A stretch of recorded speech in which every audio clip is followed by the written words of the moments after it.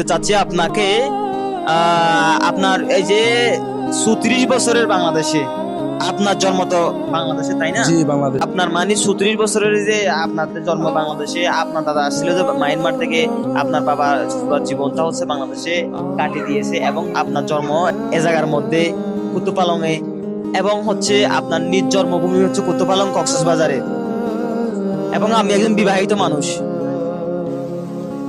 আমি যে বিষয়টা বলতে চাচ্ছি, আপনাদেরকে কিরকম লাগতেছে আপনার রিফিউজি জীবনটা, একটু আমার অডিয়েন্সকে বলে দেন। জি আমি কুতুপালং রেজিস্ট্রার ক্যাম্পের থেকে আমি রিফিউজি আব্দুল গফুর। হ্যাঁ, আমার এই রিফিউজি লাইফ যাইতেছে যে এ পর্যন্ত ৩৪ বছর হয়েছে। ৩৪ বছরের ভিতরে রিফিউজি লাইফে কি কি আমাদের গুজরে গেছে, এটা যদি ইতিহাস রিফিউজি লাইফ চলে যেতেছে ৩৪ বছর। ৩৪ বছরের মধ্যে কি কি ইতিহাস চলে গেছে হইতে গেলে ১৯৯২ সালে আমাদের মা বাবা এখানে আরাকান থেকে বাংলাদেশ আশ্রয় ছিল। বাংলাদেশের সরকার মিলে, ইউএনএইচসিআর, জাতিসংঘ মিলে আমাদের মা বাবাকে একটা এমআরসি দিছে। এমআরসি দেওয়ার পরে আমাদেরকে একটা বুক দিছে। বুক দেওয়ার পরে বুকের মধ্যে বুকে নিয়ে কিছু রেশন দিত।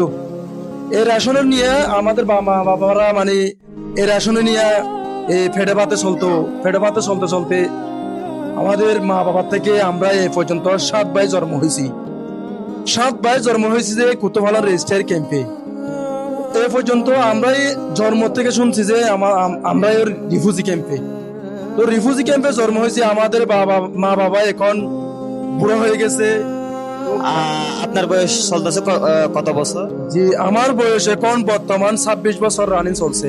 তো বাংলাদেশে জন্মগ্রহণ। জি আমি বাংলাদেশে জন্মগ্রহণ করছি। আমি বর্তমান মা বাবার থেকে আমি ছেলে ৪ নম্বর সিরিয়ালের ছেলে আর কি। আমি বরাবর ওনার বক্তব্যটা শেষ করে দিলাম। আমি যে ভাইটা আমাদের রিফিউজি জীবন নিয়ে বর্ণনা দিয়ে গেছেন, আপনারা তো বিশেষ করে বুঝতে পারছেন বিষয়টা।